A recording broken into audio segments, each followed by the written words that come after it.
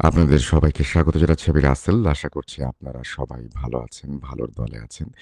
আ আমিও ভালো আছি, ভালোর দলে আছি এবং আশা করছি আপনারা যেখানে ভূতের ভয় আজকে অনেক বেশি এনজয় করবেন। আমি আ শুরুতেই আপনাদের সবাইকে আমন্ত্রণ জানাচ্ছি আ এবং আমাদের সাথে আজকে উপস্থিত আছেন সাবিত আলম। সাবিত আলমকেও আমি শুভেচ্ছা জানাই এবং আমাদের আজকের যেখানে ভূতের ভয় এপিসোডের বিশেষ এপিসোড ছায়াসঙ্গীতে আপনাদের সবাইকে আমি আমন্ত্রণ জানাই।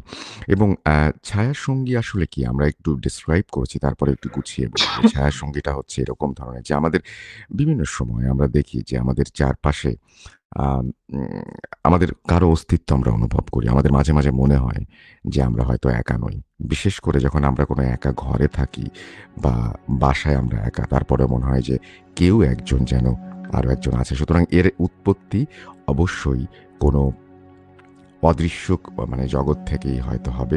এর উৎপত্তি হয়তো সেই মানে রোদে যেমন আমাদের ছায়া পড়ে সেরকম স্বাভাবিকভাবে নয়। তো যাই হোক আমরা সেই বিষয় নিয়ে কথা বলব সাবিত আলমের সাথে এবং সাবিত আলম কিছু ঘটনা শোনাবেন আ লাইভ স্টুডিও সেশনে এবং আপনারা জানেন যে আমরা যে এপিসোডটি করি সেই এপিসোডে আমাদের একজন গেস্ট আসেন যিনি লাইভ ঘটনা শোনান। সাবিত রেগুলার আমাদেরকে কিছু শর্ট স্টোরিজ দেন এবং সেই শর্ট স্টোরিজগুলো নিশ্চয়ই আপনারা শোনেন এবং উপভোগ করেন এবং সাবিত খুব দ্রুত ট্রাই করবে একটা অডিও ক্লিপ আপনাদেরকে দেওয়ার, যে অডিও ক্লিপটা আমরা খুব দ্রুতই আপনাদের সামনে নিয়ে আসবো। সুতরাং এনকারেজ করবেন। আমি কি ধরনের ছোট, ছোট ঘটনা আমাদের কাছে আসে একটু শোনাই। যেমন একজন লিখছেন, নাম পরিচয় প্রকাশে অনিচ্ছুক, ছদ্মনামে অগ্নিশিখা। অনুগ্রহ করে পড়ে শোনাবেন। স্টুডিওতে আসতে পারব না। ঘটনাটি ঢাকার কোনো একটি গ্রামের, সময়টা ২৫ বছর আগের। আমার ছেলেবেলার, আমার বয়স ১৩-১৪ হবে। গ্রামের পরিবেশটা বললে বাড়ির চারপাশটা আখ ক্ষেত। কিছুদিন হলো বর্ষার পানি শুকিয়ে পায়ে হাঁটা পথের সৃষ্টি হয়েছে। আমি ফজরের নামাজ পড়তে যাচ্ছি। একটা কথা বলে রাখি, ওই সময় রাতের আঁধারে ফজরের নামাজ শেষ হবার পরেও যেন আঁধারটা কাটে না, এমন একটা পরিবেশ ছিল। আমি বাড়ি থেকে বের হবার পর ৩-৪ মিনিট আখের ক্ষেতের পাশ ধরে হেঁটে যাচ্ছি। হঠাৎ আখের ক্ষেতের পাশে দেখতে পেলাম ৮ থেকে ১০ ফিট লম্বা একজন লোক দাঁড়ানো। তার পরনে সাদা জুব্বা আর পাগড়ি, হাতে জ্বলজ্বল করছে তসবিহ। এমন একজন অদ্ভুত দর্শনের লোক দেখে আমার গায়ে কাঁটা দিয়ে উঠল। আমি ছোটবেলা থেকেই খুব সাহসী ছিলাম। ভয় না পেয়ে জোরে চিৎকার দিয়ে বলি, "ওই কে রে? কে ওখানে?" এ কথা বলার সাথে সাথে লোকটি চোখের নিমেষেই হারিয়ে যায়। তারপর আমার আর কোনো সমস্যা হয়নি। ঘটনাটি বিশ্বাস করা বা না করা আপনার ব্যাপার, কিন্তু ঘটনাটি ১০০ ভাগ সত্য। এইভাবে তিনি একজন লিখেছেন। আরেকজন লিখেছেন, আসসালামু আলাইকুম রাসেল ভাই।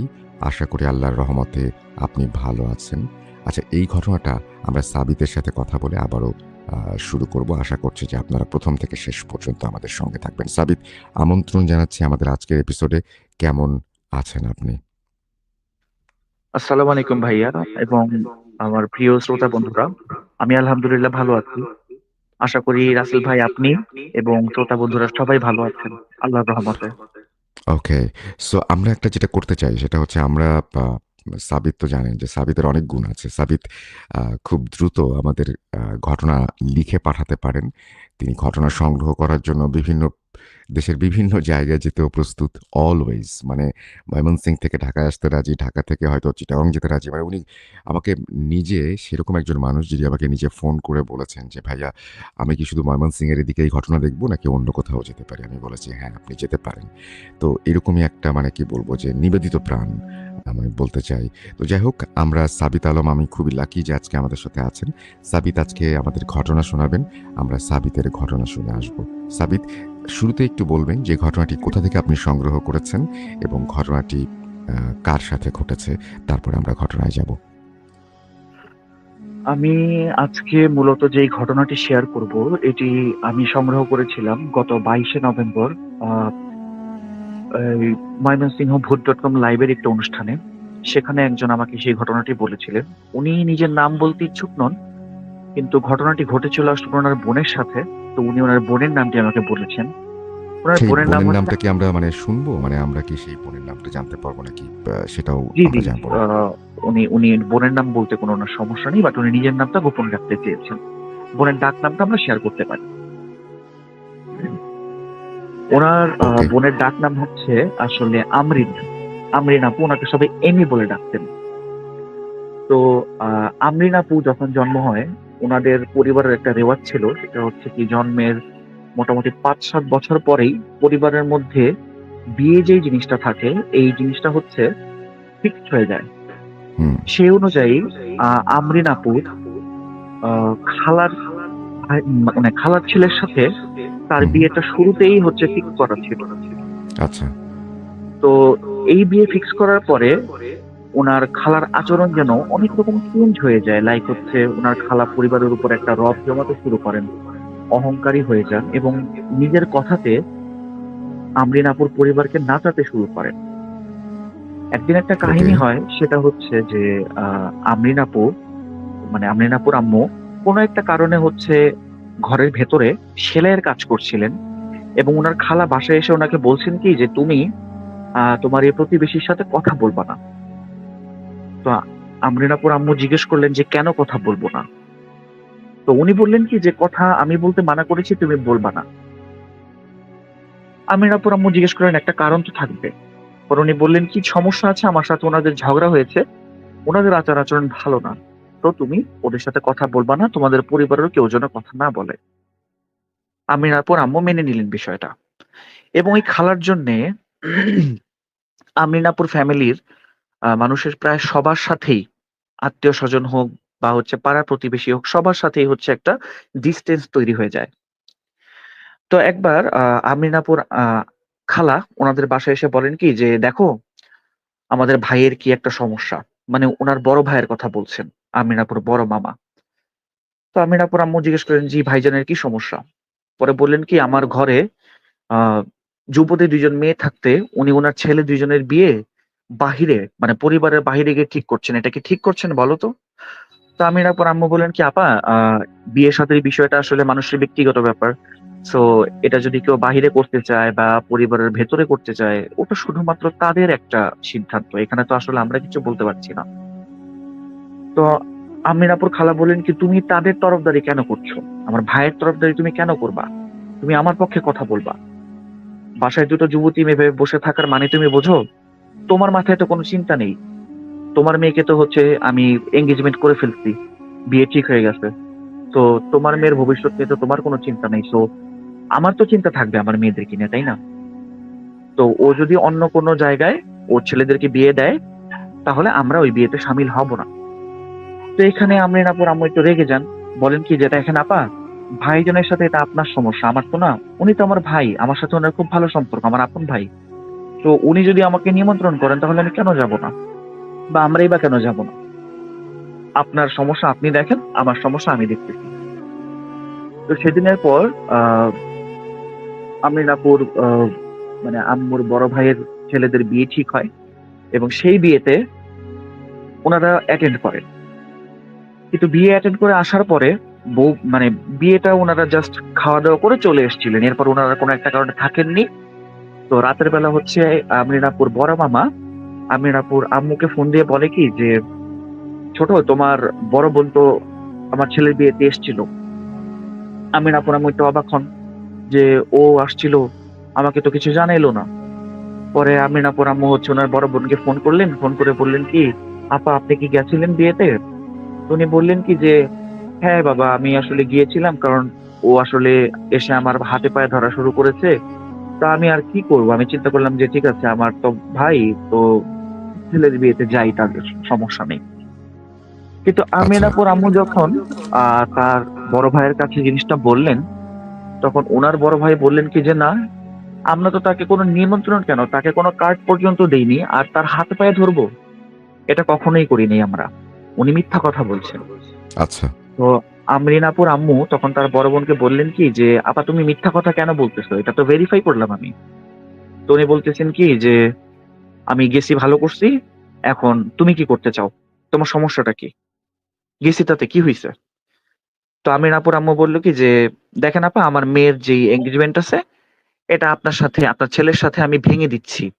আমি আর এই এনগেজমেন্টটা রাখতে চাই না। কারণ আপনি আমাদেরকে মানে আমাদের আত্মীয়স্বজন থেকে দূরে সরিয়ে দিচ্ছেন এবং আমাদের পাড়া প্রতিবেশীদের কাছ থেকেও আমাদেরকে দূরে সরিয়ে নিচ্ছেন। সো এই বিয়েটা আমি হতে দিব না। এবং এই এঙ্গেজমেন্ট আমি ভেঙে দিলাম। তো এই কথা বলার সাথে সাথে আমরিন আপুর আম্মু ফোন কেটে দেন। আধা ঘন্টার ভেতরে আমরিন আপুর যে খালা আছে, বড় খালা, উনি ওনাদের বাসায় এসে উপস্থিত হন এবং বলেন কি যে, তোমাদের এই বদলা আমি অবশ্যই নেব, তোমার মেয়েকে আমি বদনাম করে দিব। তো আমরিন আপুর আম্মু বললেন কি যে, আপনার যা ইচ্ছা আপা আপনি তাই করেন, আমার কোনো সমস্যা নেই। আমার মেয়ের কপালে আল্লাহ যেটা রিজিক রেখেছেন বা আল্লাহ যে বিয়েটা রেখেছেন সেটাই হবে, আপনার বদনাম করার কারণে কিচ্ছু হবে না। এইসব কথা বলার পর উনি চলে গেলেন। এই ৩-৪ দিন পর থেকে আমরিন আপুর আম্মু কিছুটা অসুস্থ হতে শুরু করলেন। লাইক ওনার পেটের যন্ত্রণা খুব বেশি বাড়তে লাগলো। উনি আগেও ওই পেটের সমস্যায় ভুগতেন, বাট এবারের যন্ত্রণাটা একটু বেশি। মানে টাইম টু টাইম এই যন্ত্রণাটা বাড়ে, ওনার পেটের ব্যথাগুলা বাড়তে থাকে এবং জ্বালা পোড়া হতে থাকে। উনি প্রায় সময় অসুস্থ থাকতে থাকেন এবং যেদিন থেকে উনার এই অসুস্থতা স্টার্ট হয়, সেদিন থেকে উনার ঘরের চালে বা ঘরের চাল না তো ছাদের আশেপাশে কোত্থেকে যেন অসংখ্য কাক এসে উপস্থিত হয়। আচ্ছা। অন্য কোনো বাসার ছাদে কাক নাই, বাট শুধুমাত্র ওনার বাসার ছাদে এত এত কাক। এবং এই কাকগুলো ওখানে কেন, এটা আসলে ওনাদের কোনো ইয়ত্তা নাই যে কেন এই কাকগুলো এখানে মানে আসছে। কারোরই কোনো ধারণা নাই। না না, একেবারেই কারো কোনো ধারণা নেই যে আমাদের বাসার উপরেই কেন এত বেশি কাক থাকবে। যাই হোক, ওনাদের মাথায় তখন এই কালো জাদু হোক বা হচ্ছে কোনো ধরনের জিন ঘটিত সমস্যা হোক, শয়তানি সমস্যা হোক, এই ধরনের চিন্তা তখনও ওনাদের মাথায় নাই। তো এরপরে কি হলো, একদিন হচ্ছে আমির আপুর আম্মু আমির আপুকে ডাক দিলেন ঘর থেকে যে, এমি তুমি তো এদিকে আসো। উনি যাওয়ার পরে দেখলেন কি যে ড্রয়িং রুমের উপরে একটা মাংসের টুকরা পড়ে আছে। তো আমির আপু বললেন, আম্মু এই গোস্তের টুকরাটা কোত্থেকে আসলো? তো ওনার আম্মু বললেন কি যে, আমি তো জানি না গোস্তের টুকরাটা কোত্থেকে আসলো। তারপরে ওনাদের একটা ব্যাগে, মানে একটা হাত তার ব্যাগে ঢুকিয়ে ওই ব্যাগটা দিয়ে মাংসটা ধরে তুলে দেখেন কি মাংসের নিচে আমির আপুর আম্মুর নাম লেখা। এরপরে কি হলো, দেখা গেল কি তার ড্রয়িং রুমের উপর দিয়ে আরো ৩টা কাক উড়ে গেল এবং এই ৩টা কাক ৩টা মাংসের টুকরা ফেলে দিল ড্রয়িং রুমের তাদের চোখের সামনে। তো এই ৩টা মাংসের টুকরা আবার তোলা হলে দেখা গেল কি একটাতে লেখা হচ্ছে প্রতিশোধ, একটাতে লেখা তালাক, একটাতে লেখা কি অসম্মান, এরকম টাইপের জিনিসপত্রগুলি লেখা। তো আমির আপুর আম্মু মোটামুটি ভালোই অসুস্থ তখন, এই জিনিসগুলো দেখে উনি আর নিতে পারেননি, উনি সেখানে হচ্ছে ওনার জ্ঞান হারিয়ে ফেলেন। যেহেতু কাক এভাবে মাংস নিয়ে আসছে, আর আমির আপুর কাকের প্রতি একটা ফোবিয়া ছিল ছোটবেলা থেকেই, উনি কাক সহ্য করতে পারতেন না কোনো একটা কারণে। তো এরপরে উনাকে ডাক্তারের অবজারভেশনে রাখা হয়, কিন্তু এই জিনিসগুলো নিয়ে তখনও কেউ তেমন বেশি একটা আমলে নেয় না। আমির আপু চিন্তা করেন, আমাদের বাসায় যে এত বেশি কাক, আমার আম্মু যদি কোনো কারণে ছাদে যায় আর যদি এই জিনিসটা দেখে, তাহলে তো আম্মু হার্ট অ্যাটাকও করতে পারে এত কাক দেখে, যেহেতু আমার আম্মুর কাকে একটা ফোবিয়া আছে। তো এরপরে আমির আপু একদিন একটা প্ল্যান করলেন। ওনার মাথায় কি নিজে থেকে একটা বুদ্ধি আসলো যে, আমার তো একটা পোষা বিড়াল আছে, তো এই বিড়ালটাকে আমি ছাদে নিয়ে যাই, বিড়ালটা দেখে হয়তো বা কাকগুলি ভয়ে পালিয়ে যাবে। তো উনি কি করলেন, সকালের দিকে ওনার বিড়ালটাকে নিয়ে ছাদে গেলেন কোলে করে নিয়ে। তো ওনার বিড়ালটা কাক, এতগুলি কাক হচ্ছে ছাদে দেখে ওনার কোল থেকে জোরে একটা লাফ দিয়ে মানে যেকোনো একটা কাককে ধরার চেষ্টা করছিলেন। তো এই টাইমে আমির আপুর আম্মু নিচ থেকে ওনাকে ডাক দিলেন যে, আমি তোমার বন্ধু আসছে, তোমাকে ডাকছে। তো আমির আপু কি করলেন, ভেতরে গেলেন ওনার মানে বন্ধুকে নিয়ে আসার জন্য। আহ ১ থেকে ১.৫ মিনিট সময় লেগেছে ওনার ওনার বন্ধুকে নিয়ে ছাদে আসার জন্য। উনি যখন ওনার বন্ধুকে নিয়ে ছাদে আসেন, তখন উনি দেখতে পারেন যে ওনার বেড়ালটা, মানে কাকগুলি এখনো সেখানেই পড়ে আছে, এখনো সেই জায়গাতেই আছে, কিন্তু বেড়ালটাকে উনি আর দেখতে পাচ্ছেন না। কিছুক্ষণ চেষ্টা করার পরে দেখলেন ওনার বিড়ালটাকে উনি ছাদের একটা কোণায় আবিষ্কার করলেন, যেখানে সে প্রায় নিথর দেহে পড়ে আছে। তো উনি বিড়ালটার কাছে গেলেন, ওটাকে উঠালেন, দেখলেন যে তার শরীরে কোনো মুভমেন্ট নেই। ওনার বাসার আশেপাশেই ছিল একটা ভেটেরিনারি হসপিটালের বাসা, মানে হসপিটালের চিকিৎসকের বাসা। তো উনি সেই চিকিৎসকের কাছে বিড়ালটাকে যখন নিয়ে গেলেন, চিকিৎসক বিড়ালটাকে মৃত ঘোষণা করলেন এবং বললেন কি যে এই বিড়ালটার আসলে ঘাড়টাকে মটকে দেওয়া হয়েছে, ঘাড়টা ভেঙে ফেলা হয়েছে। তামিন আপু একটা শক খেলেন এবং কান্নায় ভেঙে পড়লেন। বাসায় আসার সময় উনি চিন্তা করলেন কি যে, কাক যদি আমার বিড়ালটাকে মারেই, তাহলে তারা তার ঠোঁট দিয়ে, মানে ঠোকর দিয়ে মারতে পারে বা হচ্ছে পা দিয়ে হচ্ছে আহ আঁচড় দিয়ে মারতে পারে, কিন্তু এভাবে কেন একটা কাক, মানে এতগুলো কাক যেভাবেই হোক একটা বিড়ালের ঘাড় তো মটকে দিতে পারে না। আর আমাদের ছাদে তো কেউ আসেও নাই, আমার বিড়ালটা কিভাবে মারা গেল এইভাবে? আমি এটা কি করলাম? উনি মনে মনে খুবই কষ্ট পেতে লাগলেন যে উনি এটা কি করলেন। ওনার এত বছরের পালিত একটা বিড়াল উনি ওনার ভুলে মৃত্যুবরণ করলেন। তো যাই হোক, এরপরে একদিন হচ্ছে আমিন আপুকে ডেকে বলছেন কি যে, আমি একটা স্বপ্ন দেখছি। আপু জিজ্ঞেস করেন, কি স্বপ্ন? উনি বললেন কি, আমাদের বাসার উপরে ছাদে অনেক অনেক কাক। আমি এটা স্বপ্নে দেখছি, অনেক অনেক কাক, এবং আমি যখন সেই ইয়াতে যাচ্ছি, ছাদে যাচ্ছি, তখন কাকগুলি আমাকে অ্যাটাক করছে। আমিন আপু কিছুটা অবাক। তারপর ওনার আম্মু বলতে লাগলেন কি যে, আর তোমার বিড়ালটা কোথায়? আমি তো কয়েকদিন ধরে তাকে দেখছি না। আমি আমি স্বপ্নে দেখলাম কি যে তোমার বিড়ালটাকে কাকগুলি ঘাড় মটকে মেরে ফেলেছে। তা আমিন আপু কান্নায় ভেঙে পড়লেন। কান্নায় ভেঙে পড়ার পরে উনি ওনার আম্মুকে সব ঘটনা শেয়ার করবেন, যে অনেকদিন ধরেই বাসার উপর এরকম কাক দেখা যাচ্ছে, আর গত 2 দিন আগে আমার বিড়ালটা আসলে এভাবেই মারা গেছে।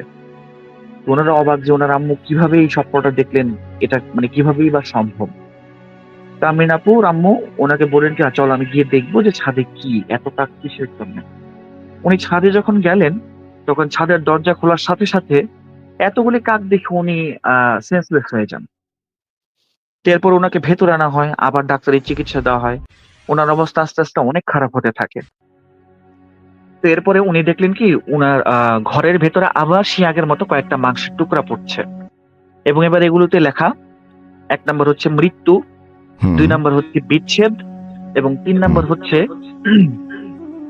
একদম অসম্মানের সাথে মৃত্যু। মানে এমন একটা মৃত্যু, যে মৃত্যুটা শুধুমাত্র মৃত্যুতে সীমাবদ্ধ না, এটা অসম্মান, এবং হচ্ছে মানে যত ধরনের বাজে ভাবে একটা মানুষকে মৃত্যু দেওয়া যায়, সেরকম একটা মৃত্যুবান বলে মনে হচ্ছে তাদের কাছে। মানে অসম্মানিত করে তারপরে মৃত্যুর মুখে পতিত জি, হয়, এরকম টাইপের কিছু অসম্মানিত একটা করে, আর কি। হ্যাঁ। জি, পরিবারকে অসম্মানিত করা, আম্মের পর আম্মুকে অসম্মানিত করা, এবং আম্মের পর আব্বু আম্মুর মধ্যে বিবাহ বিচ্ছেদ এবং তালাক পর্যন্ত চলে যাওয়া, মানে একটা মানুষের জীবনে যতটা খারাপ পরিস্থিতি হতে পারে। এরপরে ওনারা কি করলেন, বুঝতে পারলেন যে এটা আসলে কোনো একটা কালো জাদু, এবং এটা কে করছে সেটাও ওনারা আন্দাজ করতে পারলেন, যে খালা ছাড়া তো তাদের আর কোনো দুশমন নেই। তো ওনারা কি করলেন, একজন আধ্যাত্মিক চিকিৎসকের শরণাপন্ন হলেন। উনি এক জুম্মাবারে ওনাদের বাসায় আসার পরে 5 মিনিট বাসায় থাকার পর উনি পালিয়ে গেলেন।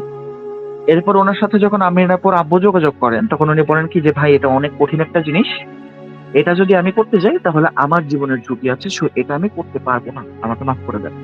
উনি করলেন। এরকম আরো 3-4 জন হুজুর এসে ফিরে যান। তারপরে একদিন আমিনাপুর আব্বু ওনার একজন বিধর্মী বন্ধুর সাথে যে বিষয়টা শেয়ার করেন, হিন্দু ধর্মের একজন লোক। শেয়ার করার পর উনি বললেন কি, আমাদের এলাকাতে একটা মাওলানা আছেন, আমার সাথে ভালো সম্পর্ক, যদিও আমাদের ধর্ম আলাদা, বাট তারপর ওনার সাথে আমার খুব ভালো সম্পর্ক। আমি যতটুকু জানি যে উনি এগুলোর চিকিৎসা করে থাকেন। এরপরে উম, উনি বললেন কি যে, তুমি তার সাথে যোগাযোগ করতে পারো। তো আচ্ছা। আহ, মাওলানার সাথে যোগাযোগ করার পরে জানা গেল উনি 3-4 দিন পরে আমিনাপুরের বাসায় আসবেন। এর মাঝখানে আমিনাপুর আম্মু ওনার বড় ভাইয়ের সাথে, যার ছেলে দুজনের বিয়ে হয়েছিল, ওনার সাথে যোগাযোগ করে সবকিছু জানানোর পরে বললেন কি যে, আমার মনে হচ্ছে এই কাজটা আপাই করছে, তো ওনার সাথে একবার কথা বলে দেখা যাক। হুম। ওনার বড় ভাই ওনার আপাকে ফোন দেওয়ার পরে ওনার আপা বললেন কি, মানে দাম্ভিকতার সাথে বলছেন যে, আমি যা করছি খুব ভালো করছি, তোমরা আচ্ছা। দেখতে চাও আমি আরো কি করতে পারি, আমি আরো করতে থাকবো। ওই মাংসের টুকরা যা লেখা ছিল তার থেকেও খারাপ অবস্থা করবো তোমাদের। ওনারা তো ভয় পেয়ে গেলেন। ভয় পেয়ে যাওয়ার পরে সেই মৌলানা সাহেবকে আবার ফোন দেওয়া হলো। উনি বললেন, আচ্ছা আগামীকালকে আমি আসছি। উনি সেদিন আসার পরে সবাইকে বললেন কি যে, এটা খুবই জঘন্য একটা কালো জাদু, এবং যেই জাদুটা করেছেন তারই জাদু সম্পর্কে খুব ভালো জ্ঞান আছে। আমি আপনাদের সবাইকে একটা ওয়াজিফা শিখাই দিচ্ছি। এই ওয়াজিফাটা আপনাদের সবাইকে করতে হবে, এবং এর বিরতি আপনারা তখনই দিতে পারবেন যখন শুধুমাত্র আপনারা ঘুমে থাকবেন। ঘুম বাদে কোনোভাবেই এই ওয়াজিফার বিরতি নেওয়া যাবে না। এবং যদি আপনার পরিবারের একজন ঘুমায়, তো সবাই যদি ঘুমিয়ে যায়, তারপরেও যে কোনো একজন সদস্যের জেগে থাকতে হবে মানে সেই সজাগ ওয়াজিফাটা থাকতে ফুলফিল হবে যে করার কোনো জন্য। একজনকে জি, নিশ্চিতভাবেই। হ্যাঁ। জি। দিনে 24 ঘন্টা এই ওয়াজিফা পড়তে হবে তাদের সবাইকে। এটা ছিল শর্ত। তো তারা কি করলেন, এই ওয়াজিফাটা পড়া শুরু করলেন। শুরু করার কিছুদিনের মধ্যে আমিনাপুর আম্মুর শরীরটা ভালো হতে থাকলো। তো একদিন হচ্ছে উনি রুম থেকে আমিনাপুরকে ডাক দিলেন, যে বললেন যে, আমি এদিকে আসো। আপু যাওয়ার পর উনি বললেন কি যে কালকে রাতের বেলা আবার আমার সাথে একটা সমস্যা হয়েছে। আপু বললেন কি? উনি বললেন কি আমার ঘরের ভেতরে আমি ২-৩টা টাক দেখেছি এবং ওরা এমন একটা ভাবে আমার দিকে তাকিয়ে আছে যে আমি যেন ওদের ঘরে আসছি। এটা আমাদের ঘর না। আমি যেন ওদের ঘরে আসছি। ওরা এমন একটা স্টিয়ারিং দিয়ে আমার আমার দিকে তাকিয়ে আছে এবং ওরা যেন আমাকে হুমকি দিচ্ছে যে তোমরা যে ওয়াজিফাটা পড়ছো এটার আসলে কোনো মানে বিরূপ প্রভাব আমাদের উপরে পড়ছে না। তো এরপরে ওনারা আবার সেই মাওলানা সাহেবের সাথে যোগাযোগ করেন। উনি বলেন কি যে তোমাদের এই ওয়াজিফা পড়াতে কাজ হচ্ছে জন্যই ওরা তোমাকে ভয় দেখাচ্ছে। যে তোমরা যেন এই ওজিফাটা পড়া বন্ধ করে দাও এই ভুল চিন্তা নিয়ে, যে এই ওজিফাতে আসলে কোনো কাজ হচ্ছে না, তোমরা এটা বন্ধ করবে না, টানা 7 দিন পড়ার কথা তোমরা পড়তে থাকো। তো ওনারা পড়তে থাকার পরে 6ষ্ঠ নম্বর দিনে আমিরাপুর আম্মু একটা স্বপ্ন দেখেন। সেই স্বপ্নে উনি দেখেন যে উনি এই ছাদেই আছেন, যে ছাদে অসংখ্য কাক, এবং উনি এটা দেখলেন যে ছাদের গেট দিয়ে উনার বড় বোন এসে প্রবেশ করলেন এবং উনি আমিরাপুর আম্মুর পা ধরে ক্ষমা চাচ্ছেন যে ছোট আমাকে তুমি মাফ করে দাও, তোমরা এই ওয়াজিফাটা পড়া বন্ধ করে দাও, আমি তোমাদের আর কোনো ক্ষতি করব না। তা আমিরাপুর আম্মুর স্বপ্নে কি করলেন, রাগ করে একটা দিয়াশলাইয়ের কাঠি জ্বালিয়ে ওনার বোনের দিকে নিক্ষেপ করলেন এবং ওনার বোন সেখানে পুড়ে ছাই হয়ে গেলেন। এটা উনি স্বপ্ন দেখলেন। উনি ঘুম থেকে উঠে আমির আব্বুকে বললেন যে আমি তো এরকম এরকম স্বপ্ন দেখেছি। তো মাওলানা সাহেবের সাথে যোগাযোগ করলে বললেন কি, মাওলানা সাহেব বললেন যে তোমাদের ওয়াজিফাতে কাজ হচ্ছে এবং তুমি স্বপ্নে যাকে দেখেছো মা, সেই আসলে তোমাদের উপরে কালো জাদুটা করছে, এখন দেখো কি হয়। 3 দিন পরে আমিনাপুর খালার ছোট ছেলে তাদের বাসায় ফোন করে জানায় কি যে আমার আম্মু মারা গেছে, তোমরা জানাজাতে চলে আসো। তো জানাজাতে যাওয়ার পরে জানা যায় যে আমিনাপুর বড় খালা আসলে গ্যাসের চুলার আগুন তার ওড়নাতে লাগার কারণে সেখানে উনি পুড়ে মারা গেছেন। স্বপ্ন দেখার 2 দিন পরেই আমিনাপুর আচ্ছা। আম্মুর স্বপ্ন দেখার 2 দিন পরেই উনি মারা গেছেন। তো জানাজার মধ্যে আমিনাপুর বড় খালার ছেলের বউ যে আছে, উনি হচ্ছে আমিনাপুকে ডাক দিলেন। ডাক দিয়ে বলেন কি আমি এইদিকে আসো, তোমাকে আমার কিছু দেখানোর আছে। তো আমিনাপু ওনার কাছে গেলেন এবং বললেন কি যে ভাবি কি দেখাবেন বলেন। তো উনি হচ্ছে আমিনাপুকে ওনার শাশুড়ির রুমে নিয়ে গেলেন এবং বললেন কি যে তোমার শাশুড়ি খুবই বাজে একজন মহিলা এবং উনি একজন কালো জাদুকর। আমির আপু চিন্তা করলেন যে আমার সাথে শুধুমাত্র ওনার ছেলের একটা এঙ্গেজমেন্ট হওয়ার কারণে যদি ওনারা আমার পরিবারকে এতটুকু কন্ট্রোল করতে চায়, তাহলে নিজের ছেলের বউয়ের সাথে না জানি কি আচরণ করেছেন উনি এতদিন।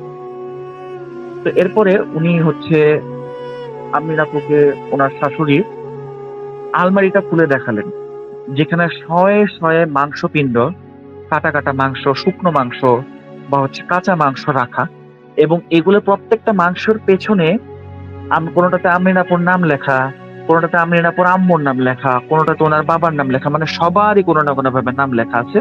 এবং সে আগের মতো প্রতিশোধ, অসম্মান, বিবাহ বিচ্ছেদ, এই সমস্ত সবকিছুই লেখা।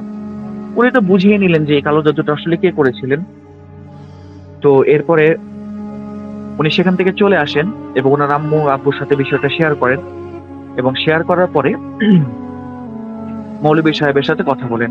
মৌলভী সাহেব জানান যে তোমাদের উপরে সেই কালো জাদুটা করেছিল, কিন্তু এই ওজিফা তোমাদেরকে যেটা আমি দিয়েছিলাম সেটা এতটাই শক্তিশালী ছিল যে ওজিফার বিরুদ্ধে উনার পক্ষে লড়াই করা সম্ভব হয়নি।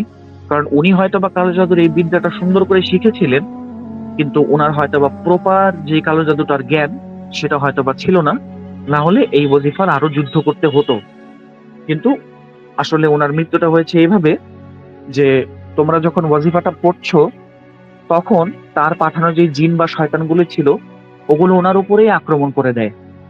কারণ উনি শয়তানদের সাথে কোনো একটা চুক্তি করেই এই কালো জাদুটা করেছিলেন। যেহেতু চুক্তিটা ওই ওয়াজিফার কারণে পূরণ হচ্ছিল না টাইমের মধ্যে, সেই হিসাবে এই শয়তানগুলো আবার ওনার উপরেই গিয়ে অ্যাটাক করে এবং ওনাকেই মৃত্যুর মুখে ফেলে দিতে বাধ্য হয়। তো এরপরে হচ্ছে ওনাদের সাথে এরপর থেকে আর কোনো সমস্যা হয় নাই। আমিনাপুর আম্মু আস্তে ধীরে সুস্থ হয়ে ওঠেন এবং এরপরে হচ্ছে ওনার বিয়ে শাদী হয়ে যায়। সবকিছুই ওনাদের পরিবারের পর আস্তে আস্তে ঠিক হতে যেতে শুরু করে। এই ছিল আমার ঘটনা আজকে। ওকে সাবিত, অনেক অনেক ধন্যবাদ। চমৎকার একটা ঘটনা আজকে শুনলাম এবং সাবিত খুব ইনস্ট্যান্টলি সেই ঘটনাটি বললেন। আমাদের সাবিতের সাথে কথা হবে আরো। আমরা আরেকটা ঘটনায় একটু যাই। আমাদের কাছে আমি বলছিলাম যে বেশ ছোটখাটো কিছু ঘটনা থাকে এবং আপনারা তো জানেন যে যেখানে ভূতের ভয়ে আমরা লাইভ একজন অতিথি থাকেন আমাদের সাথে, যিনি লাইভে ঘটনা শেয়ার করেন। আজকে সাবিত আলম আছেন আমাদের সঙ্গে। আমরা খুব লাকি যে সাবিত আলম আমাদের সময় দিয়েছেন। আমরা একটু পড়ে শোনাই আরেকটা ঘটনা। সেটা হচ্ছে যে খুব ছোট ঘটনা, যে যেভাবে লিখছেন যে আসসালামু আলাইকুম রাসেল ভাই, আশা করি আল্লাহর রহমতে ভালো আছেন, কারণ আপনি সবসময় ভালোর দলেই থাকেন। আমার নাম মোহাম্মদ মাহাদুল হাসান।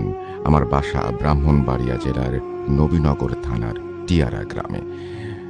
এরপরে তিনি লিখছেন যে এই ঘটনাটি আমার প্রথম পাঠানো ঘটনা, পড়ে শোনার অনুরোধ।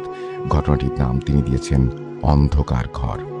ঘটনার জায়গা বা ঘটনার জায়গার ব্যাপারে সাজিদের অনুরোধে আমি কিছু বলছি না। আসুন শুরু করি ঘটনা। ২০ বছর বয়সী সাজিদ, সে লেখাপড়ার জন্য একটি পুরনো বাড়িতে নতুন করে বাসা ভাড়া নেয়। বাড়িটি একেবারে শহরের বাইরে ছিল, তবে তার কাছে খুব শান্ত নিরিবিলি একটি জায়গা মনে হয়েছিল। বাড়িটির বয়স অনেক পুরনো, কিন্তু সাজিদ ভাবল এটা তো কোনো ব্যাপার না, নতুন জীবন শুরু করার জন্য এটাই তো ভালো জায়গা। প্রথম কয়েকদিন খুব ভালো কাটছিল, তবে একদিন রাতে কিছু অদ্ভুত ঘটনা ঘটতে থাকলো। সাজিদ যখন ঘুমোতে যাচ্ছিল তখন বাড়ির ভেতর সবকিছু এক ধরনের অদ্ভুত শব্দ করে ওঠে। কখনো মনে হতো কেউ সিঁড়ি দিয়ে নেমে আসছে, কখনো আবার কানে আসছিল চাপা হাসির শব্দ। প্রথমে সে অবহেলা করেছিল এগুলোকে, কিন্তু একদিন রাতে অদ্ভুত এক ঘটনা ঘটল। সাজিদ ঘুমানোর চেষ্টা করছিল, কিন্তু হঠাৎ তার ঘরের জানালা খুলে গেল। তার মনে হলো কেউ জানালা দিয়ে ঢুকে পড়েছে। সে ভয়ের সাথে উঠে দেখল জানালার কাছে কোনো লোক নেই, কিন্তু তার চোখের সামনে একটি চিরচেনা ছবি ফুটে ওঠে। সে বাড়ির একটি পুরনো ছবি, যেখানে একটি পরিবারের সদস্যর ছবি লাগানো ছিল এবং ছবির মাঝে সবচেয়ে অদ্ভুত ছিল একজন নারী, যার চোখ সরাসরি তার দিকে। সাজিদ নিজের অজান্তেই ছবিটা হাতে তুলে নিল। তখনই তার কানে একটি গমগমের শব্দ শোনা গেল এবং তিনি একটা গমগমের শব্দ শুনতে পেলেন। কেউ যেন তার পেছনে দাঁড়িয়ে আছে। সে ভয় পেয়ে পেছনে ফিরল, দেখল পেছনে কিচ্ছু নেই। তারপর এক মুহূর্ত ঘরের বাতি মুহূর্তের মধ্যেই নিভে গেল, আর পুরো ঘর অন্ধকার হয়ে গেল। আতঙ্কিত সাজিদ দ্রুত দরজা খুলে বাইরে বের হয়ে এসে একটি অদ্ভুত দৃশ্য দেখল। বাড়ির বাইরে অন্ধকারে সেই নারীটি দাঁড়িয়ে আছে, তার চোখে বিরক্তি। সাজিদ সেদিন রাতেই বাড়ি ছেড়ে চলে যাওয়ার সিদ্ধান্ত নিল, আর সেই বাড়িতে সে কখনোই ফিরে আসেনি। মোটামুটি এই ছিল ঘটনা। ছোট্ট একটি ঘটনা আমরা শুনলাম এবং এতক্ষণ পর্যন্ত আমাদেরকে সাবিতও চমৎকার কিছু ঘটনা শোনালেন। সাবিত, অনেকেই জিজ্ঞেস করছে যে আসলে আমরা যদি ঘটনা পাঠাতে চাই অডিও ক্লিপের মাধ্যমে, তাহলে সেটা কিভাবে পাঠাবো। আজকে সাবিত একটা ঘটনা রেকর্ড করবেন। আমরা সাবিতের কাছ থেকেই জেনে নিই আসলে যে সাবিত কি ভেবেছেন, কিভাবে তিনি সেটা করবেন। অডিও ক্লিপ পাঠানোর যে নিয়মটা, সেটা আসলে লিখে পাঠানোর নিয়মের মতোই। আমরা আসলে অডিও ক্লিপটা নিজের ফোনে একটা কোয়াইট প্লেসে বসে রেকর্ড করব, যেন অন্য কোনো নয়েজ বা সাউন্ড না আসে, অডিওটা যেন খুব সুন্দর হয় এবং ক্লিন থাকে। এরপরে সেটাকে rasel.bhoot.com@gmail.com এ আমরা সেন্ড করে দিব। অ্যাটাচমেন্টটা অডিও অ্যাড করে আমরা সেন্ড করে দিব। তাহলেই আমাদের অডিও ক্লিপগুলি রাসেল ভাইয়ের কাছে পৌঁছে যাবে। Thank you so much. এবং অনেকেই দেখতে পাচ্ছি যে বলছেন যে হেরে যাবে না মার পর্ব ২। হ্যাঁ, হেরে যাবে না মা পর্ব ২ আপনাদের এই শুক্রবার পর্যন্ত ওয়েট করতে হবে। শুক্রবারের পরে আপনারা পেয়ে যাবেন হেরে যাবে না মা, এবং খুব দ্রুতই আপনাদের মাঝে সেটা চলে আসবে। আর এছাড়াও সাবিত, আপনার নতুন আমরা তো জানি যে একটা অডিও ক্লিপ পাঠাবেন, নতুন ঘটনা কবে নাগাদ আসতে পারে যদি আমাদের একটু বলতেন। কারণ অনেকেই লিখছেন সাবিত ভাইয়ের ঘটনা চাই। তো আমি সেগুলো আমি স্ক্রিনে দেখিয়েওছি। তো আপনার ঘটনা কবে আসতে পারে সামনে এই অডিও আমি ক্লিপ ছাড়া? অলরেডি একটা ঘটনা আপনাকে ভাইয়া পাঠিয়ে রেখেছি। যে ঘটনাটা আসলে আমি শুনেছি একজন কালো জাদুকরিনীর কাছ থেকে, হুইচ ইজ ভেরি ইন্টারেস্টিং। উনি পর্তুগাল প্রবাসী। আমি অলরেডি আপনাকে এটা লিখে পাঠিয়ে দিয়েছি। তো এই ঘটনাতে উনি কিছু দাবি করেছেন। আমি জাস্ট ছোট্ট করে একটা কথা বলবো লিসেনারদের আকর্ষণের জন্য। উনি সেখানে দাবি করেছেন যে এই ঘটনা শোনার পরে যদি কারো মনে হয় যে উনি ভণ্ড, তাহলে ওনারা যেন ওনাদের নিজের নাম বা মায়ের নামটা লিখে আমাদের কমেন্ট সেকশনে কমেন্ট করে যান। এবং উনি নাকি যারা এই কমেন্টটা করবে তাদেরকে এমন কিছু দেখাবেন যেটার মাধ্যমে ওনারা বিশ্বাস করতে বাধ্য হবেন যে এই মহিলা আসলে ভণ্ড নয়। যার একটি পার্সোনাল এক্সপিরিয়েন্স আমার সাথেও হয়েছিল, যেটা আমি সেই ঘটনাতেই শেয়ার করেছিলাম। তো আমার কাছে মনে হচ্ছে আজ পর্যন্ত আমি যতগুলো ঘটনাই পাঠিয়েছি ভূত.com-এ, এটা one of the most interesting ঘটনা আমার কাছে মনে হয়েছে। বিকজ যেই ফিলটা বা যে পার্সোনাল এক্সপিরিয়েন্সটা আমার হয়েছে, এটা খুবই অস্বাভাবিক এবং আমি সাধারণত এই জিনিসগুলোতে ভয় পাই না। বাট সেদিন আমি আসলেই অনেক ভয় পেয়েছিলাম। এটা মানে আমার মানে কি বলবো, আমার যেই এই হরর ওয়ার্ল্ড এর মধ্যে আমার যে একটা আহ, সাহস বা হচ্ছে যেটাই বলেন ব্রেভারি যেটাই বলেন সেটাকে প্রশ্নবিদ্ধ করেছিল আসলে, যে এরকম কিভাবে হয়। এবং আমার পার্সোনাল এক্সপিরিয়েন্সের পরে এই ঘটনাটা অ্যাকচুয়ালি দুই পার্টের, কিন্তু লিসেনারদের কথা চিন্তা করে আমি দুইটা পার্টি একই ইমেলে লিখেছি, যেহেতু মানুষ দ্বিতীয় পার্ট শোনার জন্য অপেক্ষা করতে চান না, সেই জন্য আমি দুইটা পার্ট একই ইমেলে লিখে দিয়েছি। এবং আমার পার্সোনাল এক্সপিরিয়েন্সের পরের দিন যখন আমি সেকেন্ড পার্ট হচ্ছে আমি শুনি ওনার কাছ থেকে, উনি আমাকে বলেন যে বাবা আমি গতকালকে তোমাকে কিছু দেখিয়েছি, তুমি কি বুঝতে পেরেছো? এখন আমি জানি না যে আমার যে পার্সোনাল এক্সপিরিয়েন্সটা হয়েছিল সেটা কি আসলেই কাকতালীয়, নাকি হচ্ছে এটা ওনার দ্বারা করা কোনো কিছু, আমি এখনো শিওর নই। তো এইটার প্রশ্নটা আমি আমাদের লিসনারদের কাছেই রাখবো, শুনে যেন ওনারা এটা ডিসাইড করেন। এবং আমি রাসেল ভাইকে অনুরোধ করবো যে এই ঘটনাটা আপনি একটু দেখবেন ভাইয়া। ধন্যবাদ। এবং সাবিত, আমি তার একটা সুখবর দিয়ে দিই। সেটা হচ্ছে এই মাসের শেষ থেকে আমাদের আসলে সামনে, আপনারা জানেন যে সামনের মাসের 14 তারিখে মোটামুটি ১ মাস বাকি আছে। আমাদের বার্থডে ভূত.com আসলে এই বছর ৫ বছর পূর্ণ করবে। ২০২০ সালের ১৪ই ফেব্রুয়ারি আমরা শুরু করেছিলাম এবং আমরা চিন্তা করেছিলাম যে ২০ তারিখের পর থেকে আমাদের বেশ কিছু স্পেশাল এপিসোড আমরা আমাদের ভূত.com-এ নিয়ে আসবো। তারই সূত্র ধরে ২৪ জানুয়ারি আমাদের ভূত.com-এর বার্থডে উপলক্ষে যে বিশাল যে স্পেশাল এপিসোড হবে, সেই এপিসোডে ইনশাল্লাহ সাবিত আলমের এই ঘটনাটি আসছে। আপনারা সবাই যদি ঠিক থাকেন বা সবাই যদি সঙ্গে থাকেন, তাহলে ডেফিনেটলি আপনারা শুনবেন সেই ঘটনাটি এবং আশা করছি যে আপনারা বেশ আনন্দ পাবেন। তো ২৪ জানুয়ারি আমরা বলতে পারি যে সাবিত আলমের এই ঘটনাটি আসবে।